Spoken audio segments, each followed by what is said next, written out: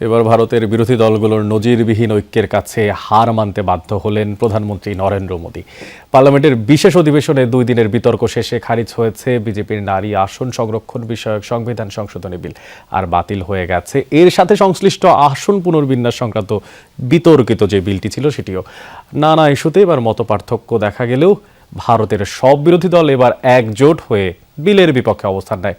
গেল এক যুগে এটিকেই মোদী সরকারের সবচেয়ে বড় ব্যর্থতা হিসেবে দেখছে গণমাধ্যমগুলো।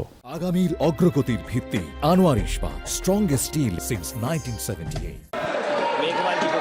একাধিক বিতর্কিত বিল নিয়ে গত কয়েকদিন ধরেই উত্তপ্ত ভারতের রাজনীতি। লোকসভার বিশেষ অধিবেশনে টানা 2 দিনের বিতর্ক শেষে পাশ হয়নি নারীদের জন্য 33% আসন সংরক্ষণের বিল। সংবিধানের 131তম সংশোধনী বিলটির পাশাপাশি বাতিল হয়েছে সীমান্ত পুনর্বিন্যাসের ডিলিমিটেশন ও কেন্দ্রশাসিত অঞ্চল সংশোধনী বিলও।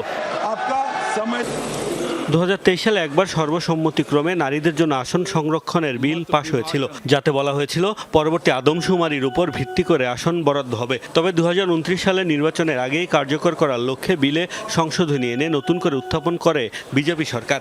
সংরক্ষিত 33% আসন বরাদ্দের জন্য লোকসভার মোট সিট 543 থেকে বাড়িয়ে 850 করতে জুড়ে দেওয়া হয় আসন পুনর্বিন্যাসের ডিলিমিটেশন বিলও। বিরোধীদের অভিযোগ, নারী আসন সংরক্ষণ বিল সামনে রেখে পেছনের দরজা দিয়ে ক্ষমতা ধরে রাখার নীল নকশা সাজিয়েছে সরকার। বিজেপি নিয়ন্ত্রিত উত্তর ও উত্তর পূর্বাঞ্চলের জনবহুল রাজ্যগুলোর আসন ছোট রাজ্যগুলোর চেয়ে অনেক বেশি বৃদ্ধি পাবে, এই অভিযোগে বিলের তীব্র বিরোধিতা করেন তারা। মতবিরোধের কারণে ভারতের বিরোধী দলগুলোর ঐক্যবদ্ধ হওয়ার নজির তেমন নেই।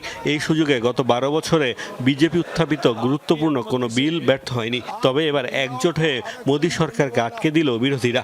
প্রস্তাবে 528 এমপি ভোট দিয়েছেন, যার মধ্যে পক্ষে অবস্থান 298 জনের, আর বিলের বিরুদ্ধে ভোট পড়েছে 230।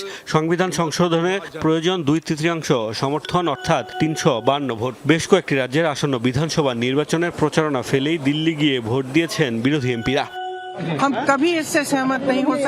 পার্লামেন্টে নারী সংরক্ষণ বিলকে সীমানা নির্ধারণের সাথে যুক্ত করা হয়েছে। আমরা কখনোই এর সাথে আপোষ করব না। আমার মতে এটি আমাদের দেশের গণতন্ত্র ও সার্বভৌমত্বের জন্য একটি বড় বিজয়। বিল ব্যর্থ হওয়ায় বিরোধীদের তুলোধুনো করছেন সরকারপন্থীরা। আনা হচ্ছে নারীদের অবজ্ঞা করার অভিযোগ। দেশের নারীরা আজ দেখলেন কিভাবে ইন্ডিয়া জোট ও কংগ্রেস নারী সংরক্ষণ বিলটিকে পরাজিত করেছে। আগামী দিনে এর জন্য তাদের মূল্য দিতে হবে। ভারতের সবশেষ আসন বন্টন হয়েছে 1971 সালের আদমশুমারির উপর ভিত্তি করে। গত 5 দশকে জনসংখ্যার বিস্ফোরণ হওয়ায় দেশটিতে নতুন করে আসন বিন্যাস প্রয়োজন বলে দাবি বিজেপি সরকারের। মোস্তফা মাহমুদ, যমুনা নিউজ।